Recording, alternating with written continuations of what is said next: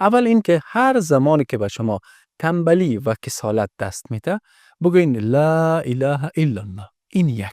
دوم، به خاطر تجدید ایمانتان، به خاطر تقویت ایمانتان به کثرت بگوین لا اله الا الله. زیرا این سفارش است از رسول الله صلی الله علیه و سلم که فرمودند ایمانتان با گفتن لا اله الا الله تجدید کنید. سوم، هر آن چیزی که تو را به یاد الله متعال می اندازد.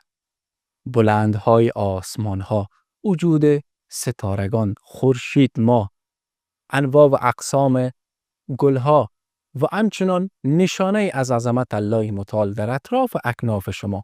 هر چیزی که شما را به عظمت الله متعال و به یاد او نفستان متوجه می سازه و مشغول می سازه، در آن زمان بگویید لا اله الا الله. چهارم، زمانی که وعده الله متعال محقق میشه، تحقق پیدا میکنه.